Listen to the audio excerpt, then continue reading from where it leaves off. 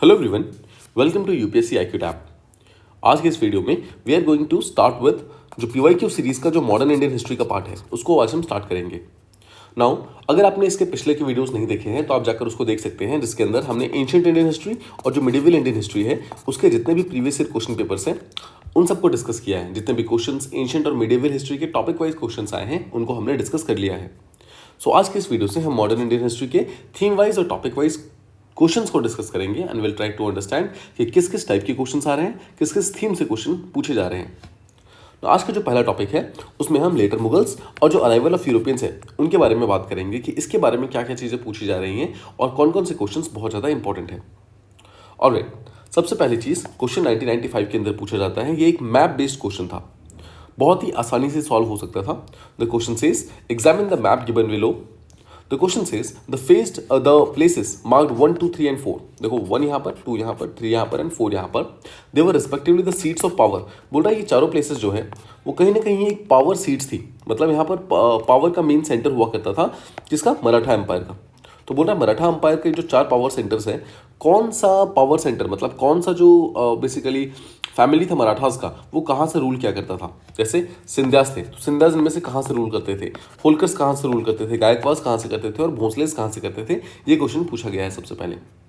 तो सबसे पहले तो आपको पता होना चाहिए, देखो सिंध्यास जो है वो ग्वालियर से रूल किया करते थे। ग्वालियर कहाँ के अंदर है? एमपी के अंदर प्रेजेंट है।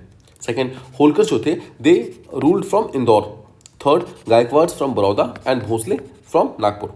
ठीक है। सो अगर आप ध्यान से देखिए तो आंसर विल बी अल्फा, जहां पर अल्फा जो है ये ग्वालियर को डिनोट करता है, तो यहाँ से सिंध्यास जो है वो यहाँ से रूल कर रहे थे। सेकंड, अगर आप नंबर 2 को देखते हैं तो नंबर 2 में यहाँ पर होलकर्स हैं जो कि इंदौर से रूल कर रहे थे। इंदौर देखो यहाँ पर प्रेजेंट है। ठीक है। थर्ड, गायकवाड़ जो है बड़ौदा जो कि गुजरात के अंदर प्रेजेंट है, यहाँ से रूल कर रहे थे। एंड भोसले जो है वो नागपुर यानी कि महाराष्ट्र के एक पर्टिकुलर पार्ट से वो रूल कर रहे थे। ठीक है। सो उम्मीद करता हूँ you have got idea. And इस तरीके से हमें ये भी ध्यान रखना है कि कौन सा पर्टिकुलर पावर सेंटर कहाँ पर था, किसने कैपिटल कहाँ शिफ्ट की थी, किसका कैपिटल सबसे स्ट्रॉन्गेस्ट था। राइट, इस तरीके की चीज़ें जो है वो हमें पता होनी चाहिए मॉडर्न इंडियन हिस्ट्री से। Alright, let's move on to the next question. 1995 में ही एक और क्वेश्चन पूछा जाता है and the question says which one of the following pairs is correctly matched. इनमें से कौन सा सही तरीके से मैच्ड है। 4 यहाँ पर बैटल्स के नेम दिए हुए हैं, battle of Buxar, battle of Wandiwash, battle of Chillianwala and battle of Khurda. और यहाँ पर 4 ये चीज़ दे रखी है कि क्या बैटल ऑफ बक्सर मीर जाफर और क्लाइव के बीच में फाइट किया गया था। सेकंड, क्या बैटल ऑफ वांडीवॉश फ्रेंच और ईस्ट इंडिया कंपनी के बीच में फाइट हुआ था। क्या बैटल ऑफ चिलियनवाला दलहौजी और मराठास के बीच में फाइट हुआ था। And finally battle of Khardah, क्या इसको निजाम और ईस्ट इंडिया कंपनी के बीच में फाइट किया गया था। नाउ अगर आप जानते हैं तो आपको ये पता होगा कि जो बैटल ऑफ वांडीवॉश है वो यहाँ पर करेक्टली मेंशन्ड है, जो कि फ्रेंच और ब्रिटिशर्स के बीच में फाइट हुआ था। ये बेसिकली थर्ड कार्नेटिक वॉर का पार्ट था। थर्ड कार्नेटिक वॉर में बैटल ऑफ वांडीवॉश होता है जिसके अंदर फ्रेंच पूरी तरीके से हार जाती है। ठीक है। फ्रेंच आर्मी के भारत छोड़ने का सबसे मेन रीजन था बैटल ऑफ वांडीवॉश, यानी कि एक बहुत ही इंपॉर्टेंट बैटल था। ये आप चारों ही बैटल जो देख रहे हैं इसमें से चारों ही जो बैटल्स हैं काफ़ी ज़्यादा इंपॉर्टेंट है और काफ़ी ज़्यादा हमारे मॉडर्न इंडियन हिस्ट्री के पॉइंट ऑफ व्यू से काफ़ी इंपॉर्टेंट रहते हैं। ठीक है, तो हम इनको डिस्कस करते हैं। सबसे पहले देखते हैं बैटल ऑफ बक्सर के बारे में। बैटल ऑफ बक्सर जैसा आप जानते हैं 22 अक्टूबर 1764 को इसको फाइट किया गया था बिटवीन, देखो किसके किसके, एक तरफ तो ईस्ट इंडिया कंपनी थी, ठीक है, और सेकंड तरफ 3 फोर्सेस थी, मतलब एक तरफ EIC थी और वर्सेस में यहाँ पर थी मीर कासिम। ठीक है, मीर कासिम जो उस टाइम नवाब हुआ करते थे बंगाल के। उसके बाद एक अवध के यहाँ पर जो नवाब हुआ करते थे जिनका नाम था शुजा-उद-दौला, और तीसरा उस टाइम के जो मुगल एम्पर थे शाह आलम II। इन तीनों के बीच में फाइट होती है। ठीक है, तो देखिए जो यहाँ पर इस पर्टिकुलर बैटल की हम बात कर रहे हैं, बैटल ऑफ बक्सर जो कि 1764 में फाइट हुआ था, इसमें एक तरफ थे ईस्ट इंडिया कंपनी और अपोजिट साइड में कौन कौन था, नवाब ऑफ बंगाल मीर कासिम, नवाब ऑफ अवध यानी कि शुजा-उद-दौला, और एक तरफ था जो हमारा मुगल एम्पर था उस टाइम में शाह आलम II। शाह आलम II ध्यान रखिएगा, ये बहुत ही इंपॉर्टेंट पर्सन है यूपीएससी पॉइंट ऑफ व्यू से, बिकॉज यूपीएससी ने अक्सर बहुत सारे क्वेश्चंस शाह आलम II के ऊपर पूछे हैं। ठीक है, तो शाह आलम II को आपको अच्छे से रेडी करना है। ऑलराइट, सो मीर कासिम, शुजा-उद-दौला और शाह आलम II, इन तीनों की कंबाइंड आर्मी फाइट करती है EIC के साथ, बट इसके बावजूद EIC जीत जाती है यहाँ पर, और ये इन तीनों की जो कंबाइंड आर्मी थी वो हार जाती है। एक बहुत ही डिसाइसिव बैटल था जिसके तहत ब्रिटिश एम्पायर का एक्चुअल फाउंडेशन रखा गया था भारत के अंदर। ठीक है, so I hope this is clear. इसके अलावा नेक्स्ट फाइट है बैटल ऑफ चिलियनवाला। अगर आप जानते हैं चिलियनवाला एक प्लेस है पंजाब के अंदर, तो चिलियनवाला जो बैटल हुई थी वो ब्रिटिश ईस्ट इंडिया कंपनी और सिखों के बीच में हुई थी 1849 के अंदर। ठीक है। और ये पर्टिकुलर बैटल ऐसी थी जिसमें दोनों ही जो पावर्स थी वो लास्ट में जीत नहीं पाई थी, तो दोनों ने ही अपना अपना विक्ट्री क्लेम किया था। ठीक है, दोनों ही पावर्स ने अपनी अपनी विक्ट्री को क्लेम किया था। एंड एक और क्वेश्चन जो पूछा हुआ है वो है बैटल ऑफ खरदा। तो बैटल ऑफ खरदा एक तरफ तो देखो ठीक है कि वो निज़ाम के बीच में फाइट हुआ था, यहाँ पर मेंशन्ड है निज़ाम के बीच में फाइट हुआ था, बट निज़ाम के साथ ईस्ट इंडिया कंपनी ने फाइट नहीं किया था, रादर निज़ाम के साथ यहाँ पर मराठास ने फाइट किया था 1795 के अंदर। सो बैटल ऑफ खरदा में निज़ाम जो कि हैदराबाद के थे उन्होंने फाइट किया था मराठा अंपायर के साथ, जिसमें निज़ाम बैडली डिफीट हुए थे। हैदराबाद का जो पावर है वो ऑलमोस्ट वहाँ पर पावरलेस हो गया था। ठीक है, मतलब मराठास ने ऑलमोस्ट क्रश कर डाला था हैदराबाद के निज़ाम को उस पर्टिकुलर समय में। तो इस पर्टिकुलर क्वेश्चन से ये समझ आता है कि you should be knowing about the important battles, उनके ईयर्स क्या क्या हैं, बिकॉज सेम क्वेश्चन अलग तरीके से भी फ्रेम किया जा सकता है कि इनको क्रोनोलॉजिकल ऑर्डर के अंदर लगाइए, राइट। और ऐसे क्वेश्चंस पूछे भी गए हैं। तो इन पर्टिकुलर बैटल्स के ईयर्स पता होने चाहिए और ये बैटल किसके किसके बीच में हुआ था, पहली चीज, तो मतलब तीसरी चीज, और चौथी चीज ये कि उस बैटल में डिसाइसिव विक्ट्री किसकी हुई थी और किस पर्टिकुलर ट्रीटी के तहत हुई थी। तो किसी भी बैटल को जब आप ध्यान रखिएगा तो आपको क्या क्या चीजें ध्यान रखनी है वो देखिए आप। सबसे पहले लेट्स से कि आपने बैटल को पढ़ा, ठीक है, तो you will understand it's year, फिर ओपोनेंट्स कौन कौन थे, ठीक है, हु वन ये पढ़ेंगे आप, एंड विच ट्रीटीज साइंड, कौन कौन से ट्रीटीज साइन की गई थी। आपको क्या करना है, इसकी एक पर्टिकुलर लिस्ट बना लेनी है एक सिंगल पेज पे इसको लिख करके, and you have to revise it time and again because this is very very important. और आपको ध्यान रखना है कि ये पर्टिकुलर शीट जो होगी आपकी, ये आपको कम से कम 4 से 5 नंबर लेकर आएगी और 4 से 5 बेसिकली 2 से 3 क्वेश्चन आपको सॉल्व करने में हेल्प कर सकती है। ठीक है, so this is very very important, आपको ये चीज ध्यान रखनी है। So I hope you have understood this particular question, जिसमें answer is bravo, that is battle of Wandiwash, जिसमें फ्रेंच और ईस्ट इंडिया कंपनी फाइट किए थे और फ्रेंच खत्म हो गए थे। This is the correct answer. Let's move on to the next question. Question बोलता है Hooghly was used as a base for piracy in the Bay of Bengal by whom? मतलब हुगली को यहाँ पर पायरेसी के लिए किसने इस्तेमाल किया था, पोर्तुगीज ने, फ्रेंच ने, डैनिश ने या फिर ब्रिटिशर्स ने। देखिए 1498, दिस इज 1498 में सबसे पहले पोर्तुगीज जो है वो भारत के अंदर आते हैं और अपने ट्रेड को बनाना स्टार्ट करते हैं। उनको पहली फैक्ट्री जो लगाने की परमिशन मिलती है वो मिलती है कोचीन के अंदर, नॉर्थ इंडिया में कोचीन, और साउथ इंडिया में उनको मिलती है परमिशन मसूलीपट्टनम में। ठीक है, यहाँ तक क्लियर है। सो यहाँ से धीरे धीरे जो पोर्तुगीज हैं बेसिकली वो अपना पावर को इंक्रीज करना स्टार्ट करते हैं। लेकिन जब ब्रिटिशर्स यहाँ पर आते हैं, मतलब ब्रिटिशर्स जब आते हैं तो ब्रिटिशर्स बेसिकली पावर को कैप्चर कर लेते हैं और पोर्तुगीज जो है वो यहाँ पर हारना स्टार्ट करते हैं। 1612 में एक बैटल होता है जिसका नाम है battle of Swally. Battle of Swally के अंदर क्या होता है, कुछ पोर्तुगीज के शिप्स को ब्रिटिशर्स जो है वो हरा देता है, मतलब ब्रिटिशर्स यहाँ पर जीत जाते हैं बैटल ऑफ स्वाली में, जो कि एक नेवल बैटल हुई थी। ध्यान रखिएगा, नेवल बैटल हुई थी जिसमें ब्रिटिशर्स जीत गए थे। इसके कारण होता क्या है, जो पोर्तुगीज है वो धीरे धीरे अपनी पावर को एक्सपेंड करके बंगाल की तरफ जाना स्टार्ट कर देते हैं। मतलब बिकॉज वो इस पर्टिकुलर एरिया में, स्वाली कहाँ है, गुजरात के पास में है, तो यहाँ पर हार जाते हैं तो वो बंगाल की तरफ मूव करना स्टार्ट करते हैं। बंगाल में एक प्लेस है हुगली में पोर्तुगीज जाते हैं और वहाँ पर अपने पावर को कंसोलिडेट करने की कोशिश करते हैं। बट ईस्ट इंडिया कंपनी वहाँ पर आती है और वहाँ पर बेसिकली एक प्लेस है कैलकाता, जहाँ पर पहले कासिम बाजार हुआ करता था, कासिम बाजार, वहाँ पर अपनी एक फैक्ट्री बनाने की कोशिश करती है ईस्ट इंडिया कंपनी, जिसके कारण पोर्तुगीज और ब्रिटिशर्स में एक प्रॉब्लम स्टार्ट हो जाती है, कॉन्फ्लिक्ट स्टार्ट हो जाता है। पोर्तुगीज यहाँ पर फिर से फाइट करते हैं और ब्रिटिशर्स से हार जाते हैं। सो पोर्तुगीज वंस अगेन लॉस्ट। और पोर्तुगीज के लूज करने के कारण क्या होता है, इनका जो ट्रेड होता है बेसिकली बंगाल के एरिया में, वो ट्रेड बहुत ही कम हो जाता है और ब्रिटिशर्स जो है वो पूरे एरिया को मोनोपोलाइज कर लेते हैं ट्रेड के अंदर, जिसके कारण जो पोर्तुगीज होते हैं वो यहाँ पर ट्रेड नहीं कर पाते। और ट्रेड ना करने के कारण जो ट्रेडर्स होते हैं वो बहुत ज़्यादा यहाँ पर परेशान हो जाते हैं और वो लोग वहाँ पर जो रॉन्ग मीन्स गलत तरीके इस्तेमाल करना स्टार्ट कर देते हैं ट्रेड करने के लिए, जिसमें से पायरेसी भी एक था। पायरेसी करके वो बेसिकली ब्रिटिशर शिप को लूटते थे और वहाँ से अपना सामान उठा करके ले जाते थे। ठीक है, so I hope you have got idea कि हुगली को पायरेसी के लिए बेस की तरह किसने इस्तेमाल किया था। The answer is Portuguese. ठीक है, सो पोर्तुगीज ने लेटर टाइम्स में जब वो बेसिकली ईस्ट इंडिया कंपनी से हार गए थे, ठीक है, तो उसके बाद बेसिकली पोर्तुगीज का ट्रेड वहाँ बंद हो गया था और उसके कारण ही जो पोर्तुगीज के लोग थे उनको यहाँ से पायरेसी के रूप में अपना काम करना पड़ा था। ठीक है, ध्यान रखिएगा। और बाद में ये भी होता है कि बंगाल के एरिया में पोर्तुगीज को पूरी तरीके से हटा दिया जाता है भाई शाहजहाँ ने पूरी तरीके से हटा दिया था। शाहजहाँ का जो गवर्नर था उस समय बंगाल का, कासिम खान उस चीज़ का ओवरऑल इंचार्ज था जिसने पोर्तुगीज को डिफीट किया था। ठीक है, so I hope this is clear. Alright, so let's move on to the next question. अगला क्वेश्चन बोलता है who among the following was associated with suppression of thugs. Basically thugs जो थे, ये सब चीज़ें बहुत ज़्यादा इंक्रीज हो गई थी, जिसके कारण वेरियस लॉज बनाए गए थे। तो क्वेश्चन ये पूछा जाता है सप्रेशन ऑफ ठग्स के लिए इनमें से कौन रिस्पॉन्सिबल है? General Henry Prendergast, captain Sleeman, Alexander Burns या फिर कैप्टन रॉबर्ट पम्बरटन। इन चारों में से कौन पर्सन है जो ठगों की सप्रेशन के लिए इंपॉर्टेंट है? देखिए, आपको एक चीज़ पता होना चाहिए कि 1835 में एक एक्ट लाया गया था, ठगी एंड डकैती एक्ट, जिसके तहत एक डिपार्टमेंट बनाया गया था, ठगी एंड डकैती डिपार्टमेंट। इस पर्टिकुलर डिपार्टमेंट को बनाया किसने था? विलियम बेंटिक ने। और विलियम बेंटिक ने जब इसको बनाया था तो उसके बाद इसका जो पहला सुपरिटेंडेंट बनाया गया था, मतलब जो इसको पूरा संभालेगा, ओवरऑल इंचार्ज बनाया जाएगा, उस पर्सन का नाम था William Henry Sleeman. William Henry Sleeman जो थे वो बहुत ही इंपॉर्टेंट पर्सन थे, बिकॉज उनका एक ट्रैक रिकॉर्ड था पुलिस के अंदर बहुत अच्छा, ठीक है। एंड दैट इज वाई जो कैप्टन स्लीमैन थे उनको यहाँ पर इस चीज़ का इंचार्ज बनाया गया था। सो अगर ये क्वेश्चन पूछा जाता है कि इनमें से ठग्स के लिए कौन रिस्पॉन्सिबल है, कौन एसोसिएटेड है, the answer is captain Sleeman, ठीक है। सो उम्मीद करता हूँ यू हैव गॉट दिस। और देखिए, ध्यान रखिएगा, कैप्टन स्लीमैन ने एक पर्टिकुलर पर्सन को पकड़ा था, Syed Amir Ali. He was considered to be a very very prime thug of his time, और उनको बेसिकली उन्होंने कैप्चर किया था। So that is why also captain Sleeman का नाम काफ़ी ज़्यादा उठ गया था, काफ़ी ज़्यादा ऊंचा हो गया था। सो उम्मीद करता हूँ you have got this idea. Let's move on to the next question.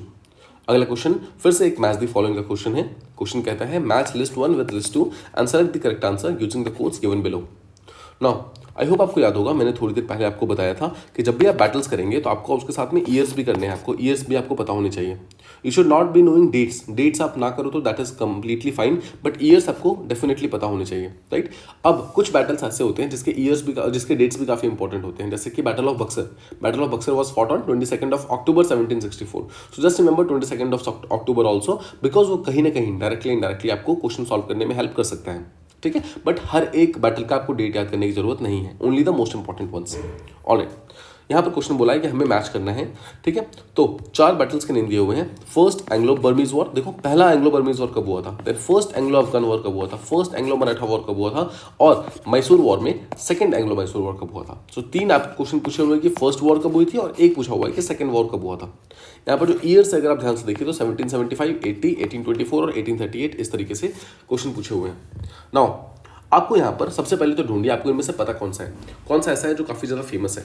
तो आप जानते हैं एंग्लो मराठा वॉर काफ़ी ज़्यादा फेमस है, जो कि 1775 के अंदर फाइट किया गया था, right. I hope you remember this much. So the moment you understand one, यानी कि आपको पता है कि 1775 में एंग्लो मराठा वॉर हुआ था, सो आप ढूंढने की कोशिश कीजिए कि ए का 3 कहाँ पर प्रेजेंट है। सो ए का 3 देखो सी के अंदर है और डी के अंदर प्रेजेंट है, right.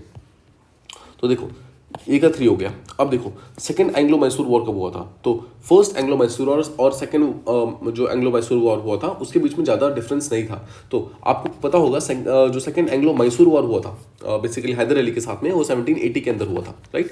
Again you should be acquainted with the years, हर एक बैटल का आपको ईयर पता होना चाहिए। मेक इट अ शीट, एक शीट के अंदर ऐसे कॉलम्स बनाइए जिसके अंदर यहाँ पर बैटल का नेम लिखा होगा, यहाँ पर ईयर का, यहाँ पर ओपोनेंट कौन कौन था, कौन जीता, और यहाँ पर ट्रीटीज कौन कौन से साइन हुई थी।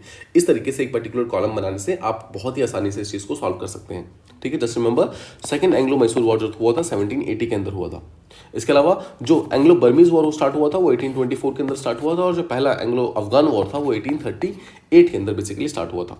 तो आप देखो तो ए का यहाँ पर 3 हो गया, बी का यहाँ पर 4 हो गया। देखो यहाँ पर ए का 3, बी का 4 यहाँ पर प्रेजेंट है, और सी का 1 एंड डी का 2, सी का 1 डी का 2। आंसर शुड बी चार्ली, ठीक है। So I hope you have got this. अब इसके बारे में थोड़ा सा इन्फॉर्मेशन हम देख लेते हैं।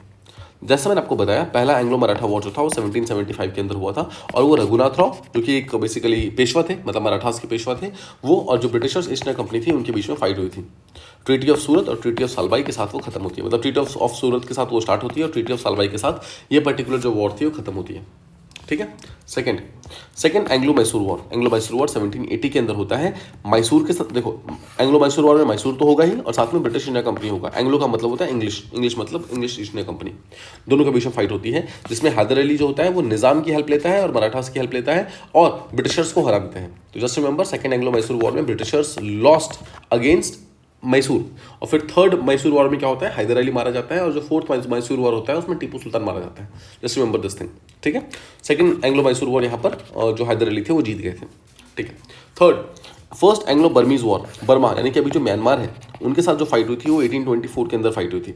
ये एक तरफ तो एंग्लो है, मतलब एक तरफ ब्रिटिश एम्पायर होगा, और बर्मा है, बर्मा यानी कि एक कोनबुंग डायनेस्टी हुआ करती थी बर्मा की, यानी कि म्यांमार की कोनबुंग डायनेस्टी, उनके साथ इनकी फाइट हुई थी। और ये फाइट खत्म किसके साथ होती है? ट्रीटी ऑफ यानदाबो के साथ में। Just remember, first Anglo Burmese war 1824, British और कोनबुंग डायनेस्टी के साथ में, जो कि बर्मा की डायनेस्टी थी, और ट्रीटी ऑफ यानदाबो के साथ में खत्म होता है। फाइनली पहला एंग्लो अफगान वॉर जो था वो 1838 के अंदर साइन हुआ था। जो ब्रिटिशर्स और अफगानिस्तान के जो एमिरेट थे उस टाइम में, सुप्रीम लीडर थे, उनके बीच में फाइट हुआ था। ब्रिटिशर्स जीत गए थे यहाँ पर, और जो उस टाइम के करंट अफगानिस्तान के लीडर थे उनको हटा करके जो पिछले लीडर थे उनको वापस फिर से यहाँ पर पावर में लाया गया था।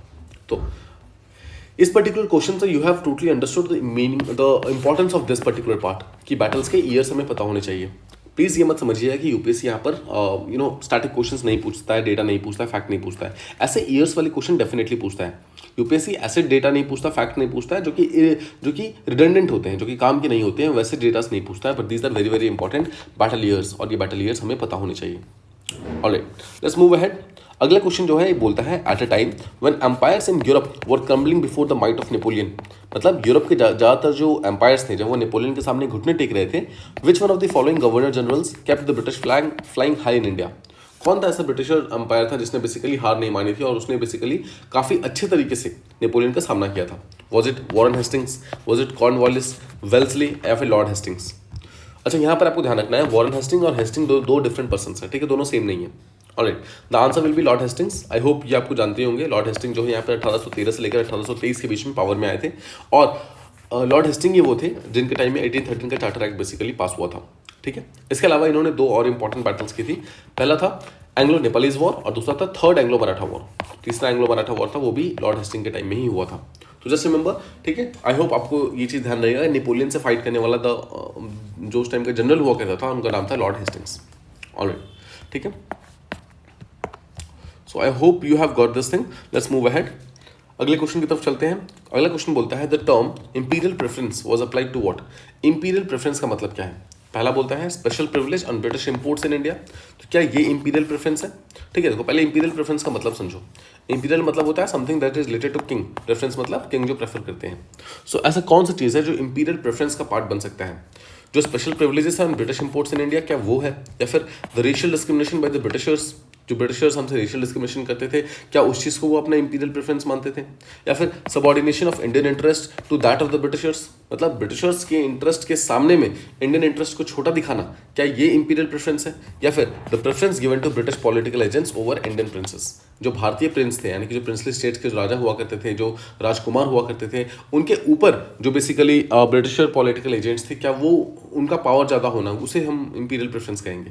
देखो ये क्वेश्चन आप नाम से पता कर सकते हो इंपीरियल प्रेफरेंस का मतलब क्या होगा। देखो रेशियल डिस्क्रिमिनेशन होगा नहीं, सबऑर्डिनेशन ऑफ इंडियन इंटरेस्ट होगा नहीं।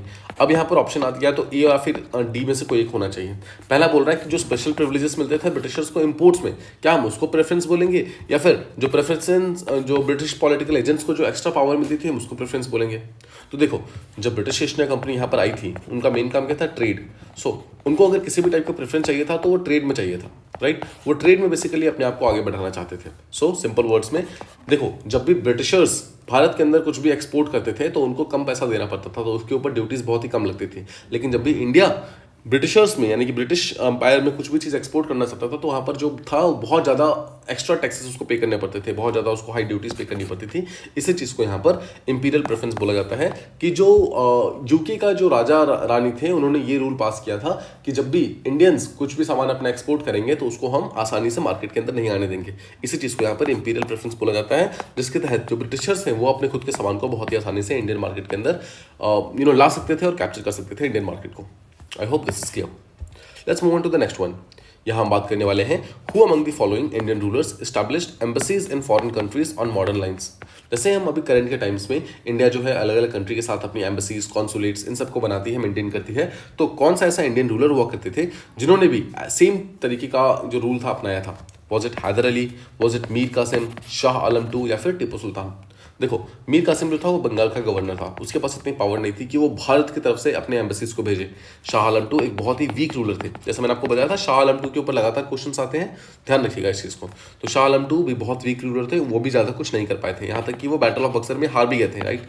अब बैटल ऑफ बक्सर में उनका हार जाना भी बहुत अच्छी चीज़ नहीं थी, बिकॉज मुगल एम्पायर इससे पहले बहुत स्ट्रांग हुआ करता था, बट जो लेटर मुगल्स थे उनकी पावर जो थी बिल्कुल ही ना के बराबर थी।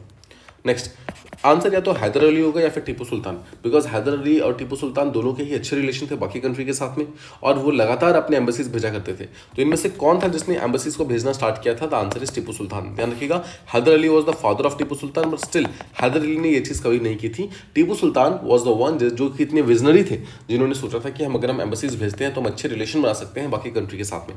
तो answer will B Tipu Sultan, जिन्होंने अपने एम्बेसीज बनाए थे इजिप्ट के साथ, फ्रांस के साथ, तुर्की के साथ और भी बहुत कंट्री के साथ में। ठीक है, टीपू सुल्तान को यहाँ पर टाइगर ऑफ मैसूर और टीपू साहब, दोनों ही ये फ्रेजेस जो है वो टीपू सुल्तान के लिए इस्तेमाल किए जाते हैं। इसके अलावा माना जाता है कि उन्होंने अपना खुद का एक कॉइनेज सिस्टम स्टार्ट किया था। एक मौलूदी लूनी सोलर कैलेंडर जो है वो भी यहाँ पर टीपू सुल्तान ने ही स्टार्ट किया था। ठीक है, सो लूनी सोलर कैलेंडर जिसके अंदर जो मून है और जो सन है दोनों के ही पोजीशंस को इस्तेमाल करके यहाँ पर डेट्स को डिसाइड किया जाता है, उसे कहते हैं लूनी सोलर कैलेंडर। इसके अलावा दो टाइप के और कैलेंडर्स होते हैं, एक को बोलते हैं लूनर कैलेंडर, एक को बोलते हैं सोलर कैलेंडर। ठीक है, जैसे ध्यान रखिएगा भारत भी यहाँ पर दोनों का कॉम्बिनेशन जो है उसी को इस्तेमाल करता है। Alright, let's move ahead. अगला क्वेश्चन जो है असर्शन रीजन बेस्ड क्वेश्चन है। क्वेश्चन बोलता है, असर्शन दिया हुआ है कि Shah Alam two spent the initial years as an emperor far away from his capital. क्या ये सही है कि शाह आलम टू जो एक राजा हुआ करते थे, जैसा मैंने आपको पहले बताया था, Shah Alam two is very important and very favourite of UPSC. UPSC लगातार इसके ऊपर क्वेश्चन पूछता है। ये हम तीसरा क्वेश्चन देख रहे हैं शाह आलम टू के ऊपर। बोल रहा है शाह आलम टू जो है वो अपने इनिशियल ईयर्स में, स्टार्टिंग के टाइम्स में अपने कैपिटल से काफी दूर रहा करता था, यानी कि दिल्ली आता ही नहीं था, दिल्ली से काफी दूर रहता था। क्या ये स्टेटमेंट सही है? The answer is yes. Now reason दिया हुआ है कि वो दूर इसलिए रहते थे because there was always a lurking danger of foreign invasion from the north east frontier. देखो, द आंसर इज नो। ये अगर इंडिया है तो दिस इज दिल्ली, राइट, यहाँ पे दिल्ली प्रेजेंट है और यहाँ से बेसिकली नॉर्थ वेस्टर्न एम्पायर्स आती हैं। तो अगर कोई भी अगर अटैक भी करता है ना तो पहले अफगानिस्तान आता है, देन धीरे धीरे करके यहाँ पर दिल्ली तक पहुँचेगा। दिल्ली तक कोई आसानी से नहीं पहुँच जाता है, और जस्ट बिकॉज इस डर से कि कोई पर्सन हो सकता है आ जाए, कोई इंसान अपने कैपिटल से इतना दूर नहीं रहेगा। आई hope this much is clear. Just because एक डर है कि नॉर्थ वेस्ट फ्रंटियर से कोई फॉरेन इन्वेजन हो सकता है, तो क्या इस डर से शाह आलम टू अपने घर पे नहीं रहेगा? The answer is no. देखो, असर्शन सही है बट रीजनिंग गलत है। सही रीजन क्या है? शाह आलम टू जो है और वो बेसिकली डरता था अपने वजीर लोगों से। ठीक है, वजीर लोगों से, बिकॉज इससे पहले ना बहुत सारे पॉलिटिकल असैसिनेशंस हुए थे। ठीक है, जहां पर एक पर्सन को, जैसे जहांदार शाह को लाया था जुल्फिकर खान, लेकिन जुल्फिकर खान ने इसको मरवा दिया था। ठीक है, और नेक्स्ट सैयद ब्रदर्स जो है वो अगले पावर्स को ले आते हैं। द पॉइंट बीइंग, वजीर जो थे वो मुगल एम्पायर में ज़्यादा पावरफुल हो जाते हैं as compare to kings in the later times. ठीक है, जिसके कारण शाह आलम टू इस चीज़ से डरा हुआ था और इसीलिए वो अपनी कैपिटल से दूर रहता था इनिशियल टाइम्स में। तो असर्शन सही है, रीजन गलत है यहाँ पर। ठीक है, the answer would be what? A is true and but R is false. Right, this is correct. ठीक है, सो उम्मीद करता हूँ ये चीज़ you have got this idea. Alright, let's move ahead. अगला क्वेश्चन बोलते हैं, with reference to the entry of European powers into India, जो बेसिकली यूरोपियन पावर्स ने भारत के अंदर एंट्री किया था, which one of the following statement is not correct. इनमें से कौन सा स्टेटमेंट सही नहीं है? ठीक है, गलत स्टेटमेंट ढूंढना है हमें। पहला स्टेटमेंट है, द पोर्तुगीज कैप्चर्ड गोवा इन 1499। देखो, यही भी कैच है, पोर्तुगीज पहले तो भारत में कब आए थे ना, 1498 में। तो क्या एक साल के अंदर वो गोवा कैप्चर कर लेंगे? और जब वो आए थे तो कैलिकट आए थे। कैलिकट में कौन आया था? वास्को डिगामा आया था। वास्को डिगामा आया था, और वास्को डिगामा क्या एक साल के अंदर गोवा को कैप्चर कर लेगा? The answer is no. देखो, दिस इज इंडिया, तो यहाँ पर कैलिकट है केरला के अंदर, और गोवा लगभग यहाँ की, गोवा लगभग यहाँ पे प्रेजेंट है। तो दिस इज नॉट पॉसिबल कि एक साल के अंदर वो इस पूरे रीजन को इन्फ्लुएंस कर ले और फिर जाकर गोवा को कैप्चर कर ले। पहला स्टेटमेंट यहाँ पर गलत हो गया। The answer will be alpha. ठीक है, तो आंसर इज करेक्ट, अल्फा है। अब बाकी स्टेटमेंट को हम देख लेते हैं। तो ये तो आप समझ गए कि पहला स्टेटमेंट गलत था, इसका मतलब क्या है? बाकी तीनों स्टेटमेंट सही है, तो आपको बाकी तीनों स्टेटमेंट को ध्यान रखना है। सेकंड स्टेटमेंट बोलता है, the English open there first factory in south India at Masulipatnam. तो जो इंग्लिश यानी कि ईस्ट इंडिया कंपनी जो थी, उसका पहली चीज तो देखते हैं, नॉर्थ में उसका पहला फैक्ट्री कहाँ था? कोचीन में, ध्यान रखिएगा, कोचीन में। और साउथ में कहाँ था? मसूलीपट्टनम में। Just remember this thing. Next, in eastern India में इंग्लिश इंडिया कंपनी की पहली फैक्ट्री कहाँ थी? ओडिशा में। क्या ये सही है? The answer is yes. Odisha में ही उनकी पहली फैक्ट्री थी, बालासोर के अंदर। 1633 में उन्होंने इसको बनाया था। एंड नेक्स्ट, डेल्टा बोलता है, under the leadership of Dupleix एक फ्रेंच गवर्नर हुआ करते थे, तो बोलता है under the leadership of Dupleix the French occupied Madras in 1746। क्या ये सही है? The answer is yes. French ने बेसिकली मद्रास को कैप्चर कर लिया था, बट उसके बाद फिर सेकंड कर्नाटिक वॉर हुआ था, जिसके बाद मद्रास को वापस करना पड़ा था फ्रेंच को, इंग्लिश को। ठीक है, जस्ट रिमेंबर दिस थिंग। सो पहला यहाँ पर गलत था, पोर्तुगीज ने गोवा को कैप्चर किया था 1499 में, नो 1510 में किया था। और किसने किया था, अब देखो मैं आपको पोर्तुगीज का थोड़ा समझाता हूँ। 1498 में बेसिकली वास्को डी गामा जो थे वो भारत के अंदर आते हैं एज अ ट्रेडर, ठीक है। और जब वो वापस जाते हैं तो माना जाता है कि ऑलमोस्ट 60 टाइम्स प्रॉफिट कमाया था उन्होंने, 60 गुना प्रॉफिट कमाया था, जिसके कारण बाकी सारे लोग भी यहाँ पर इनकरेज हो जाते हैं। और 1500 में दूसरा पोर्तुगीज आता है, पेड्रो अल्वारेज कैब्रल, इस नाम का पर्सन आता है 1500 में, और ये भी माना जाता है 35 टाइम्स प्रॉफिट कमा के जाता है भारत से, ठीक है। अब धीरे धीरे यहाँ पर जो पॉलिटिकल ट्रेडर्स होते हैं, जो पोर्तुगीज ट्रेडर्स होते हैं, वो यहाँ पर इंडिया में इंक्रीज होने स्टार्ट हो जाते हैं, जिसके कारण जो पोर्तुगीज का उस टाइम किंग था, ठीक है, किंग हेनरी का बेटा हुआ करता था हेनरी II, ठीक है। किंग हेनरी कौन था, किंग हेनरी को नेविगेटर बोला करते थे, बिकॉज उन्हीं की सोच ये थी कि भारत का जो इंडिया का जो डायरेक्ट सी रूट है उसको ढूंढना है। वो किंग हेनरी का सपना था, बट वो सपना पूरा होने से पहले उनकी डेथ हो जाती है। तो उनके जो बेटे थे किंग हेनरी II, वो उस टाइम पावर में थे। वो बोलते हैं कि अब हमें पोर्तुगीज के गवर्नर्स जो है भारत में भेजने चाहिए, सो दैट हम लगातार ट्रेड कर सकें उनके साथ में, ठीक है। तो इसलिए 1505 में वो अपना पहला गवर्नर भेजते हैं, फ्रांसिस्को डी अल्मीडा को। फ्रांसिस्को डी अल्मीडा को 3 साल के लिए भेजा जाता है, 1505 से लेकर के 1508 तक। लेकिन बिकॉज उस 1508 में कोई नया गवर्नर नहीं आता है, इसलिए उनका टर्म जो है वो 1 साल एक्सटेंड हो जाता है और वो 1509 तक पावर में रहते हैं, ठीक है। फ्रांसिस्को डी अल्मीडा जो थे, उनका मेन काम क्या था, नेवल पावर को एक्सपेंड करना। Next just remember, naval power को एक्सपेंड करना उनका मेन काम था, ठीक है। और साथ ही साथ वो क्या करते हैं, एक एरिया को कैप्चर करते हैं जिसका नाम है अंजे दीवा को कैप्चर करता है फ्रांसिस्को डी अल्मीडा, ये इनका मेन काम था। फ्रांसिस्को डी अल्मीडा 1509 में जब पावर से हटते हैं तो उसके बाद सेकंड पर्सन जो है पावर में आता है अल्फोंसो डी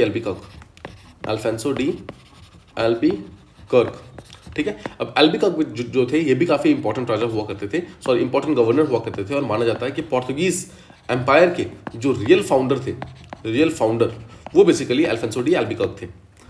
कुछ रीजंस हैं। पहली चीज़ तो वो एक ब्लू वाटर पॉलिसी लेकर आते हैं, ठीक है। ब्लू वाटर पॉलिसी के तहत ये बोला जाता है कि जो भी पर्सन इंडियन ओशन के ऊपर रूल करेगा वही इंडिया के ऊपर रूल करेगा, ठीक है। ये ब्लू वाटर पॉलिसी था इनका, जिसके तहत वो इंडियन ओशन के ऊपर रूल करना चाहते थे।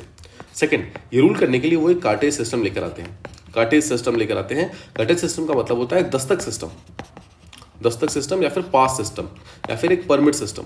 सिंपल वर्ड्स में, इंडियन ओशन के अंदर अगर कोई भी शिप आएगी तो उसको पहले पोर्तुगीज से परमिशन लेना पड़ेगा, उसे दस्तक लेने पड़ेंगे, नहीं तो पोर्तुगीज उनके ऊपर हमला कर देगा। बिकॉज अब तक क्या था, उनके जो नेवल पावर थी वो काफी ज्यादा स्ट्रांग हो चुकी थी, ठीक है। सो तीसरा काम इन्होंने क्या किया, अल्फोंसो डी अल्बुकर्क ने नेवल पावर को स्ट्रांग किया।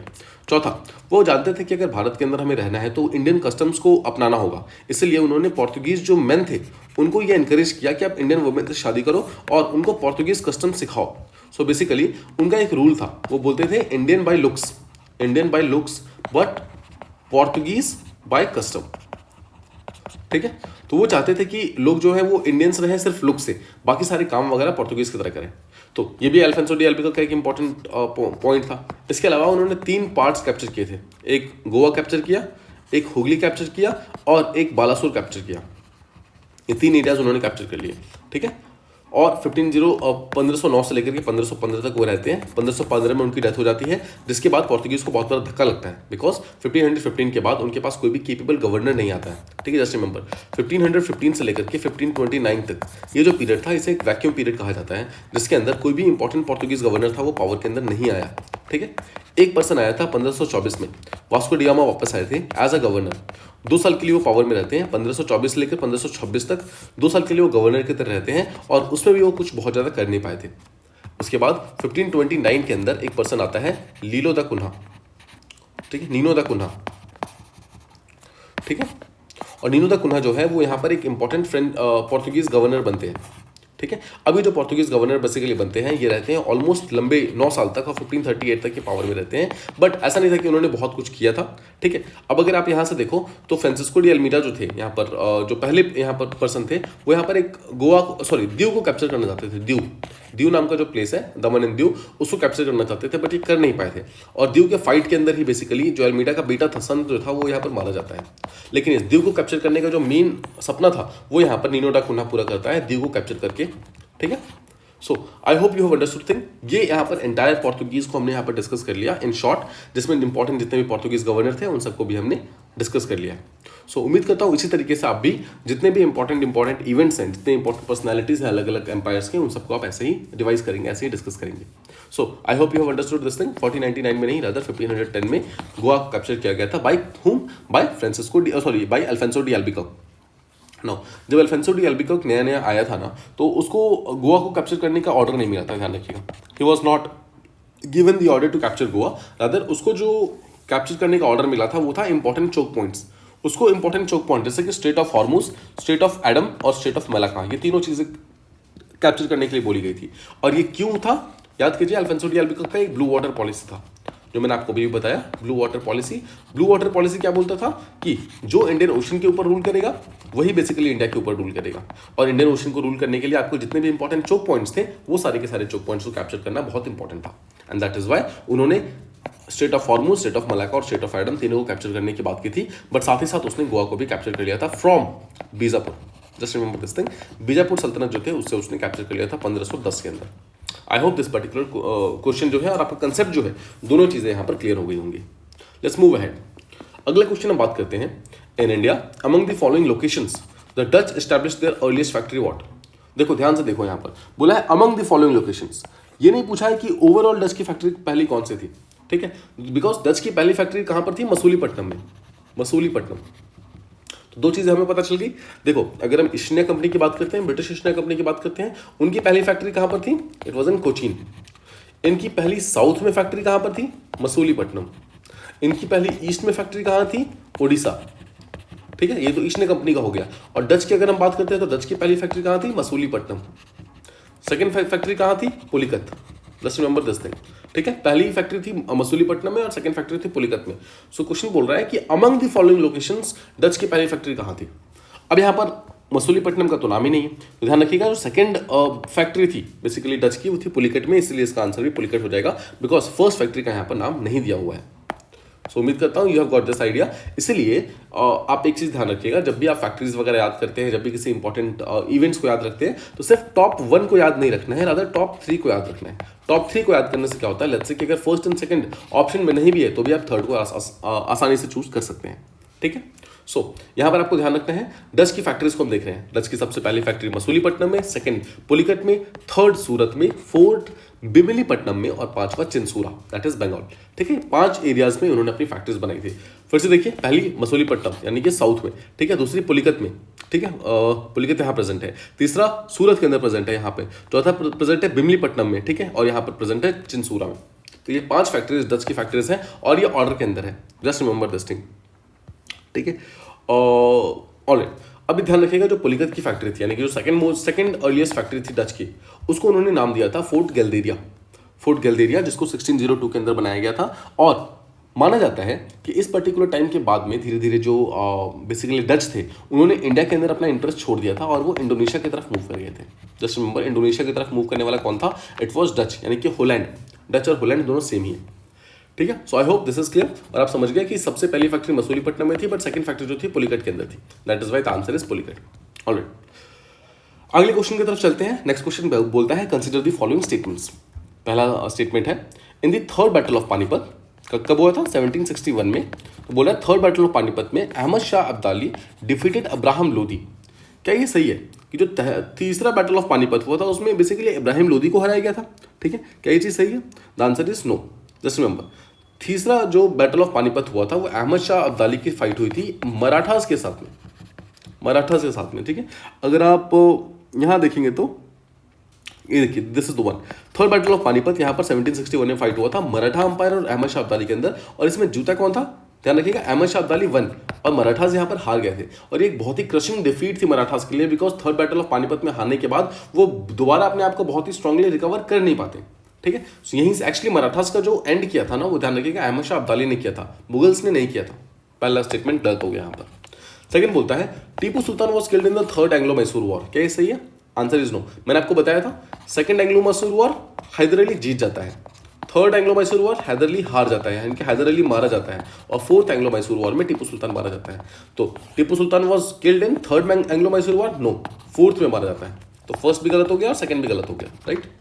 थर्ड स्टेटमेंट देखते हैं। थर्ड स्टेटमेंट बोलता है Mir Jafar entered in a conspiracy with the English for the defeat of Nawab Sirajuddaula in the battle of Plassey. समझिए 1757 का टाइम चल रहा था।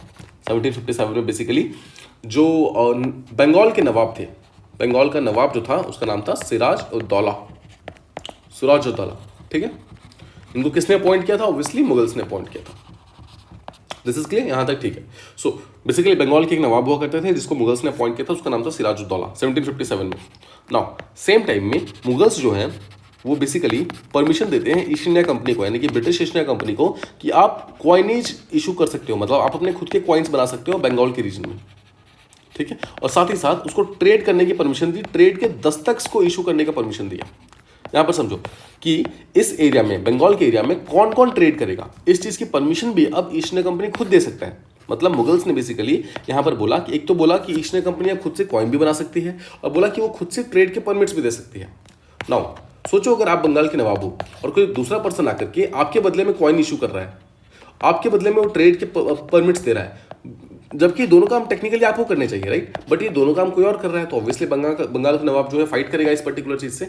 इसलिए बंगाल का जो नवाब था सिराजुद्दौला, उसकी फाइट होती है बेसिकली किसके साथ में? ईस्ट इंडिया कंपनी के साथ में। ईस्ट इंडिया कंपनी को कौन उस टाइम लीड कर रहा था? लॉर्ड क्लाइव, ठीक है, ये इसको लीड कर रहे थे। रिमेंबर जब ये पर्टिकुलर चीज हो रही थी तो लॉर्ड क्लाइव ने क्या किया, एक कॉन्स्पिरेसी खेली जिसमें उन्होंने सिराजुद्दौला का जो मिलिट्री कमांडर था उसका नाम था मीर जाफर। मीर जाफर को उसने एक बेसिकली क्या कहते हैं, एक ऑर्डर पास किया, या फिर एक ग्रीड दिया, ठीक है, एक बेसिकली लालच दिया। लालच ये दिया कि अगर हम सिराजुद्दौला को मार देते हैं और हरा डिफीट कर देते हैं तो नेक्स्ट नवाब जो है, अगला जो राजा है वो मैं तुम्हें बना दूंगा, यानी कि मीर जाफर को बना दूंगा। मीर जाफर इस लालच के अंदर फंस गया और उसने क्या किया, टेक्निकली सिराजुद्दौला को वॉर फील्ड से वापस भेज दिया, ठीक है, वापस घर पे भेज दिया, जहां पर जो मीर जाफर का था बेटा, जो था मीर जाफर का बेटा, वो उसका इंतजार कर रहा था और मीर जाफर के बेटे ने सिराजुद्दौला को मार डाला। ठीक है, this much is clear, I hope this is clear. फिर से समझो, 1757 में बैटल ऑफ प्लासी होने ही वाली थी, वॉर फील्ड पे दोनों पहुंच गए थे। कौन कौन? सिराजुद्दौला अपनी आर्मी के साथ में और उधर से लॉर्ड क्लाइव, ये दोनों पहुंच चुके थे। लेकिन इतने में क्या होता है, जो सिराजुद्दौला का जो मिलिट्री कमांडर था जिसका नाम था मीर जाफर, जिसने पहले ही एक ग्रीडी सौदा कर लिया था लॉर्ड क्लाइव के साथ में, वो क्या करता है, सिराजुद्दौला को वापस भेज देता है यहाँ से वॉर फील्ड से। और जब वो वापस भेजता है तो मीर जाफर का जो बेटा होता है, सन जो होता है, वो सिराजुद्दौला को घर में ही मार डालता है। ठीक है, इसके कारण माना जाता है कि जो बैटल ऑफ प्लासी थी वो एक्चुअली एक ऐसी बैटल थी जो कभी हुई नहीं। Battle of Plassey was just fought on paper. तो just remember, battle of Plassey कभी भी बैटल नहीं हुई थी, इट वाज नेवर फॉट। ये एक ट्रेचरी का केस था पूरा का पूरा, मतलब धोखे का केस था पूरा का पूरा, जिसमें सिराजुद्दौला के खुद के मिलिट्री कमांडर मीर जाफर ने यहाँ पर इसको धोखा दिया था और मीर जाफर ने बेसिकली एक कॉन्स्पिरेसी की थी ब्रिटिशर्स के साथ में कि वो सिराजुद्दौला को मार देगा और खुद वहाँ पर नवाब बन जाएगा। ठीक है, तो थर्ड स्टेटमेंट सही है। फर्स्ट गलत था, हमने देख लिया था, अहमद शाह अब्दाली ने इब्राहिम लोदी को नहीं रादर मराठास को हराया था। और सेकंड, टीपू सुल्तान थर्ड में नहीं रादर फोर्थ एंग्लो मैसूर वार में मारा गया था। और थर्ड स्टेटमेंट सही है। क्वेश्चन पूछा है which is correct, the answer will be bravo. I hope this is clear. एक बार देख लेते हैं, जैसा मैंने आपको बताया, मीर जाफर जो कि बंगाली फोर्सेस का कमांडर हुआ करता था सिराजुद्दौला के अंदर, उसने बिट्रे किया उसको और उसको सक्सीड किया, उसको मार डाला फिर सक्सीड किया। ठीक है, third battle of Panipat, as I told you, 1761 में मराठा अंपायर और अहमद शाह अब्दाली के बीच में हुई थी। मराठा अंपायर हार गए थे और अहमद शाह अब्दाली जीत गए थे। मराठा अंपायर पूरी तरीके से यहाँ पर क्रश हो गए थे। और तीसरा, Tipu Sultan was killed in fourth Anglo Mysore war. I hope these three things are clear. Let's move ahead. अगला क्वेश्चन देखते हैं। क्वेश्चन बोलता है which of the following pairs are correctly matched, इनमें से कौन कौन सी चीजें सही तरीके से मैच्ड है। वंस अगेन फिर से देखो, याद करो क्या बोल रहे हैं, डेट्स एंड इवेंट्स को पूछा हुआ है। फिर से ये वाली चीज याद कीजिए। देखो, बैटल और उसके ईयर्स जो है वो काफी ज्यादा इंपॉर्टेंट है, तो जस्ट रिमेंबर ईयर्स आपको ध्यान रखने हैं, you don't have to miss the years.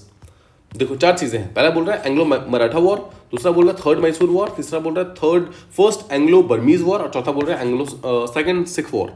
बोल रहा है फर्स्ट एंग्लो मराठा वॉर कब हुआ, क्या 1767 से 69 के बीच में हुआ था। एंग्लो मराठा वॉर को याद करो। ठीक है, एंग्लो मराठा वॉर एग्जैक्टली कब होता है। ठीक है, सो अगर आपको याद होगा तो पहला एंग्लो मराठा वॉर जो है, first Anglo Maratha war, it was held in 1775 से 82 तक। सो 1775 में स्टार्ट हुआ था, तो इसका मतलब क्या, 67 गलत हो गया, right. I hope this is clear. तो इसको छोड़ दीजिए, पहला गलत हो गया। Alright, let's move ahead. दूसरा बोलता है थर्ड मैसूर वॉर के 1790 में हुआ था। The answer is yes. अभी हमने ऊपर देखा था टीपू सुल्तान वाला, जिसमें बेसिकली हैदर अली की डेथ होती है, तो it was the third Mysore war जो 1790 से लेकर 92 के बीच में होता है। दिस इज करेक्ट, सेकंड सही हो गया। ठीक है, नेक्स्ट देखते हैं। बोल रहा है फर्स्ट एंग्लो बर्मा वॉर क्या 1824-26 के अंदर हुआ था? वंस अगेन यस, मैंने आपको ऊपर अभी फिर से डिस्कस किया था, बर्मा के साथ जो फाइट हुई थी 1824-26 के बीच में फाइट हुई थी। ठीक है, तो ये देखो, ये क्वेश्चन एक्चुअली रिपीट हुआ है, यूपीएससी ने क्वेश्चन को रिपीट किया है, जिसमें अगर आप ध्यान से देखें तो एंग्लो बर्मा वॉर याद है किसी के बीच में हुआ था? एक तरफ से ब्रिटिश थे और दूसरी तरफ से बर्मा की एक डायनेस्टी थी जिसका नाम था कोम्बांग डायनेस्टी, कोम्बांग डायनेस्टी। ठीक है, इन दोनों के बीच में फाइट हुई थी, तो सेकंड भी सही हो गया, थर्ड भी सही हो गया। फोर्थ बोल रहा है सेकंड सिख वॉर क्या 1845-46 के बीच में हुआ था? The answer is no. Anglo Sikh war जो हुआ था 1848 और 49 के बीच में हुआ था, बिकॉज ये फर्स्ट एंग्लो सिख वॉर का डेट दिया हुआ है। पहला एंग्लो सिख वॉर 1845-46 में हुआ था, सेकंड जो है वो 1848-49 के बीच में हुआ था, तो ये सेकंड के बारे में पूछ रहा है। तो आंसर क्या होगा इसका? Second and third. देखो डेल्टा पर आंसर होना चाहिए। ठीक है, this is correct, I hope it is correct. चलो, I hope it is clear. इसको एक बार रिवाइज करते हैं। सबसे पहले होता है third Anglo Mysore war. Anglo Mysore war की अगर आप बात करोगे तो एंग्लो मैसूर वॉर यहाँ पर 1790 से 92 के बीच में हुआ था, जहां पर साउथ इंडिया के डोमिनेंस के लिए फाइट होती है। ठीक है, साउथ इंडिया की डोमिनेंस। तो एक तरफ कौन थी? एक तरफ थी बेसिकली मैसूर की जो पावर थी वो, और दूसरी तरफ सेकंड तरफ थे ब्रिटिश ईस्ट इंडिया कंपनी। ठीक है, और ये फाइट किसी से बीच में होती है? त्रवणकोर का जो किंगडम था, मराठास, निजाम्स, ये सब इसके अंदर इन्वॉल्व थे directly and indirectly, but mainly ये फाइट हुई थी मैसूर और ईस्ट इंडिया कंपनी के बीच में। ठीक है, ये खत्म होती है ट्रीटी ऑफ सेरिंगापट्टनम के साथ में 1792 में। आई होप दिस इज क्लियर। ठीक है, नेक्स्ट फाइट होता है एंग्लो बर्मीज वॉर, जो हमने ऑलरेडी डिस्कस किया हुआ है ऊपर, 1824-26 के बीच में होती है। ब्रिटिशर्स की फाइट होती है बर्मा की एक डायनेस्टी कोम्बांग डायनेस्टी के साथ में। ठीक है, जिसमें ब्रिटिशर्स जीत जाते हैं। ठीक है, और ये ट्रीटी ऑफ यंदाम्बो, इस पर्टिकुलर ट्रीटी के साथ ये चीज खत्म होती है। Next, first Anglo Maratha war की अगर हम बात करें तो 1775 से लेकर 82 के बीच में हुई थी। वॉर जो है ट्रीटी ऑफ सूरत के साथ में स्टार्ट होता है, ट्रीटी ऑफ सालबाई जो कि 1782 में हुआ था, इसके साथ खत्म होता है। ये भी हमने ऊपर डिस्कस किया है ऑलरेडी। और next second Anglo Sikh war जो है वो 1848-49 के बीच में होता है। एक तरफ सिख होते हैं, एक तरफ इंग्लिश ईस्ट इंडिया कंपनी होती है। पंजाब को यहाँ पर जो है इंग्लिश ईस्ट इंडिया कंपनी जो हथियार लेती है। ठीक है, 1849 के अंदर लॉर्ड डलहौजी के अंदर ट्रीटी ऑफ लाहौर के तहत। I hope this much is clear. Once again just remember, battles बहुत इंपॉर्टेंट है। हर बैटल का आपको ईयर पता होना चाहिए, किस किस के बीच में फाइट हुई थी, कौन जीता था और कौन सी ट्रीटी साइन हुई थी किस पर्टिकुलर टाइम में। ये चार चीजें यहाँ पर इंपॉर्टेंट है हर एक बैटल के लिए। जस्ट रिमेंबर, एक पेज पे, एक शीट पे इसका इंफॉर्मेशन बनाना है। जस्ट रिमेंबर इस तरीके से, this will be very very important. ठीक है, ये चीज आपको मिस नहीं करनी है, because this is going to be the most important thing modern Indian history में, जो आपका जितने भी किंगडम्स हैं उस चीज को कवर करने के लिए, because these are the question that are being asked. Alright, let's move ahead. फिर से क्वेश्चन बैटल्स के ऊपर है। क्वेश्चन बोलता है which of the following is the correct chronological order of the battles fought in India in the 18th century. Once again देखो, अगर आपको यहाँ पर सबके ईयर्स पता होंगे ना तो बहुत ही आसानी से आप ये क्वेश्चन सॉल्व कर लेंगे। चार बैटल्स हैं, battle of Wandiwash, battle of Buxar, battle of Amber और बैटल ऑफ प्लासी। अगर आपको पता होगा कि कौन से बैटल किस टाइम फाइट किए गए थे तो you will be able to solve this thing. इसको लॉजिक से सॉल्व करो। सबसे पहले देखो कि सबसे पहले कौन सा बैटल हुआ था। देखो कौन कौन से पता है आपको यहाँ पर देखो, डेफिनेटली पता है बैटल ऑफ बक्सर 1764 में हुआ था। आपको पता है बैटल ऑफ प्लासी 1757 में हुआ था, राइट। बैटल ऑफ जो वॉन्डीवॉश है यहाँ पर 1760 के अंदर हुआ था, राइट। सो तीन तो हमें पता है, हमें बैटल ऑफ अंबर नहीं पता है बस, राइट। सो बैटल ऑफ अंबर क्या लगता है किस टाइम हुआ होगा? अब देखो आपको पढ़ना है यहाँ पर कार्नेटिक वॉर्स में जाना है। कार्नेटिक वॉर में बेसिकली एक बैटल ऑफ अंबर हुआ था, ये वही वॉर की बात कर रहा है। Carnatic war battle of Plassey से भी पहले हुआ था, जस्ट रिमेंबर, ठीक है। 1756 से 63 तक का जो फाइट था वो बैटल ऑफ अंबर का, मतलब बैटल ऑफ कार्नेटिक वॉर चल रहे थे, जिसके अंदर जो पहला बैटल था दैट वाज बैटल ऑफ अंबर। तो सिंपल वर्ड्स में बोलूँ तो बैटल ऑफ अंबर सबसे पहले हुआ था, ठीक है। देखो तो दो तरफ बैटल ऑफ अंबर है, उसके बाद तो देखो इन तीनों के बीच का तो हम कनेक्शन क्रिएट कर सकते हैं। पहले बैटल ऑफ प्लासी आएगा, देन बैटल ऑफ वॉन्डीवॉश आएगा और लास्ट में बैटल ऑफ बक्सर आएगा। तो यहाँ पर अगर आप देखिए तो बैटल ऑफ प्लासी आया, फिर बैटल ऑफ वॉन्डीवॉश आया, फिर बैटल ऑफ बक्सर आया। The answer should be bravo, ठीक है, दिस इज करेक्ट। ऑलराइट, एक बार इसको रिवाइज भी कर लेते हैं, देख लेते हैं कहाँ पे क्या क्या चीजें हैं। बैटल ऑफ अंबर, जैसा मैंने आपको बताया, सेकंड कार्नेटिक वॉर का जो पहला बैटल था, फर्स्ट बैटल 1749 में जो फाइट किया गया था that was battle of Ambur. Just remember, एक तरफ मुजफ्फर जंग था और एक तरफ अनवरुद्दीन मोहम्मद खान, जिसके कारण ये सेकंड बैटल स्टार्ट हुआ था, सेकंड कार्नेटिक वॉर स्टार्ट हुआ था। उन्हीं दोनों के बीच में ये बैटल हुआ था। बैटल ऑफ प्लासी की अगर हम बात करें तो ब्रिटिश ईस्ट इंडिया कंपनी एक तरफ थी और दूसरी तरफ बेसिकली नवाब ऑफ बंगाल और फ्रेंच आर्मी दोनों साथ में थी यहाँ पर 1757 के अंदर, जिसमें ब्रिटिशर्स जीत गए थे, ठीक है। थर्ड बैटल ऑफ वॉन्डीवॉश, जैसा मैंने आपको पहले ही बताया है, फ्रेंच को इंडिया में डिफीट किया गया था ब्रिटिशर्स के द्वारा बैटल ऑफ वॉन्डीवॉश के द्वारा 1760 के अंदर, ठीक है। नेक्स्ट बैटल ऑफ बक्सर की अगर हम बात करें 1764 में हुआ था, ऊपर हमने डिस्कस भी किया। एक तरफ ब्रिटिश ईस्ट इंडिया कंपनी थी, दूसरी तरफ मीर कासिम जो कि बंगाल का नवाब था, सिराजुद्दौला जो कि अवध का नवाब था, और शाह आलम टू जो उस टाइम का मुगल एम्पर था, तीनों साथ में आकर के फाइट करते हैं ब्रिटिशर्स से, स्टिल दे लॉस्ट और ब्रिटिशर्स जो है वो जीत जाते हैं। ठीक है, सो यहाँ पर वंस अगेन जो ईयर्स की इंपॉर्टेंस है, बैटल्स की ईयर्स, वो बहुत ज्यादा इंपॉर्टेंट है। Just remember because time and again the same questions are being asked. Alright, अगला क्वेश्चन है which of the following is a correct statement. पहला है the modern Kochi was a Dutch colony till India's independence. क्या ये सही है कि जो मॉडर्न कोची है, जो अभी का कोची या फिर कोचीन वाला पार्ट है, वो पहले एक डच कॉलोनी हुआ करता था जब तक भारत का इंडिपेंडेंस यानी कि 1947 तक वो डच की कॉलोनी थी? The answer is no. ध्यान रखिएगा, डच की इंडिया के अंदर कोई भी कॉलोनीज प्रेजेंट नहीं थी 1947 तक, सिर्फ पोर्तुगीज की थी बेसिकली गोवा में और दमन एंड दीव में, जिसको भी 1961 के अंदर 62 के अंदर 1961-62 में एक ऑपरेशन विजय किया गया था। ऑपरेशन विजय जिसके तहत गोवा की जितनी भी टेरिटरीज थी उसको यहाँ से छीन लिया गया था। और गोवा का लास्ट गवर्नर कौन था? गोवा का मतलब लास्ट पोर्तुगीज गवर्नर कौन था? It was manual Antonio Shiva. Antonius Shiva, ठीक है, ये ध्यान रखिएगा, ये पोर्तुगीज गवर्नर था जो कि भारत के अंदर आकर रूल कर रहा था गोवा वगैरह के एरिया में। इसको बेसिकली ऑपरेशन विजय के तहत हराया गया था और इसको यहाँ से इंडिया से वापस पोर्तुगीज जाने के लिए भेज दिया गया था। ठीक है, उसके बाद 1961-62 में क्या हुआ था?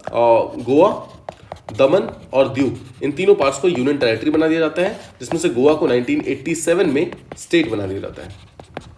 आई होप दिस इज क्लियर। ठीक है, तो इस तरीके से आपको चीजें क्लियर करनी है। बट कोची का यहाँ पर कोई भी यहाँ पर कॉलोनी इंडिपेंडेंस के टाइम में नहीं थी। पहला स्टेटमेंट गलत हो गया।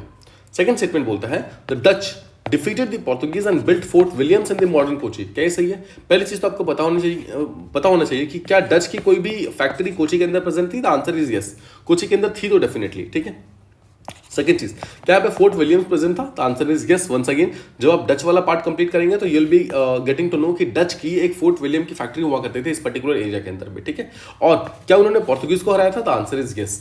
वंस अगेन डच ने भी पोर्तुगीज को हराया था। 1612 में हमने देखा है कि बैटल ऑफ स्वाली होती है। बैटल ऑफ स्वाली के तहत ब्रिटिशर्स ने यहाँ पर जो है पोर्तुगीज को हराया था एक नेवल बैटल के अंदर, एक नेवल वॉर के अंदर। और इस पर्टिकुलर बैटल के बाद एक्चुअली ये एक माना जाता है कि first nail in the coffin था, जिसके तहत जो पोर्तुगीज थे वो यहाँ पर हारना स्टार्ट करते हैं। उसके बाद डच ने भी उनको हराया, उसके बाद फ्रेंच ने भी उसको हराया और फिर शाहजहां ने भी उनको हराया। ठीक है, so I hope this is clear.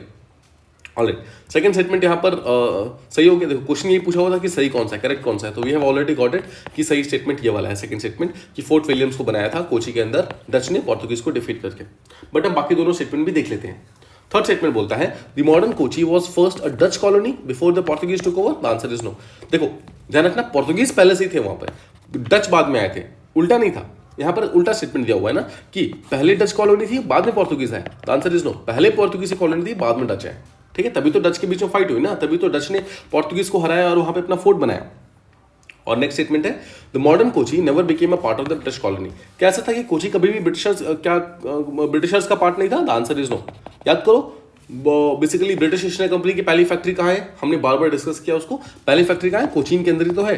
तो कोचीन क्या है? कोचीन ही तो कोची है, राइट? सो ऐसे कैसे हो सकता है कि कभी भी ब्रिटिश कॉलोनी ना रही हो? बिकॉज ऑब्वियसली कोचीन के अंदर पहली फैक्ट्री है, तो वो तो पहली कॉलोनी थी टेक्निकली, है ना? So remember second statement is correct, बाकी तीनों ही गलत स्टेटमेंट है यहाँ पर। एक बार देख लेते हैं। 1663 में डच ने बेसिकली वैन गॉन्स उनका जो बेसिकली मिलिट्री कमांडर थे, उनके अंदर पोर्तुगीज को हराया और वहां पर फोर्ट विलियम्स को बनाया। कहां पर? कोची के अंदर, जो कि उस समय में कोचीन हुआ करता था। उसके अलावा उन्होंने उस पर्टिकुलर एरिया के अंदर एक जिसोइट कॉलेज भी बनाया था। जिसोइट कॉलेज को डिस्ट्रॉय किया था और बहुत सारे जो चर्चेस वगैरह थे उन सबको डिस्ट्रॉय कर दिया था, except one church, Saint Francis के चर्च को उन्होंने डिस्ट्रॉय नहीं किया था। और इसी सेंट फ्रांसिस पे लास्ट ईयर क्वेश्चन पूछा गया था प्रीलिम्स के अंदर। ठीक है, जस्ट रिमेंबर दिस थिंग। इसके अलावा उन्होंने कुछ पैलेसेस बनवाए थे, जैसे कि बोलगाटी पैलेस बनवाया था। इसके अलावा एक डच पैलेस बनाया था माटाचेरी के अंदर। ठीक है, ये सब के सब कोचीन के आसपास के एरिया के अंदर ही प्रेजेंट है। सो आई होप ये सारे के सारे क्वेश्चन जो हमने डिस्कस किए वो सारी चीज आपको प्रॉपर्ली समझ आ गई है and you have got a good idea as to how they unfolded, मतलब ये इवेंट्स किस तरीके से अनफोल्ड हुए। उम्मीद करता हूँ ये सारी चीज आपको प्रॉपर्ली समझ आ गई है। सो आज का डिस्कशन हम यहीं पे खत्म करते हैं, सो दैट ये डिस्कशन बहुत ज्यादा लंबा ना हो जाए। जो नेक्स्ट पार्ट है इस पर्टिकुलर पार्ट का, मतलब मुगल एम्पायर का और ब्रिटिश का जो ब्रिटिशर्स है उनका जो एडवेंट है, इसको हम second video of this particular topic के अंदर कवर कर लेंगे। आपका मेन काम यह है कि आपको टाइम टू टाइम रिवाइज करते रहना है। Just keep on revising, number of days are लगातार पास हो रहे हैं। ठीक है, so don't rest until you are done, don't rest until you are finished. ठीक है, always take breaks when you are done, not in between. So उम्मीद करता हूं you are getting a good hand and आपकी तैयारी अच्छे से चल रही होगी। Just keep on preparing very very hard and you will be good to go for the examination.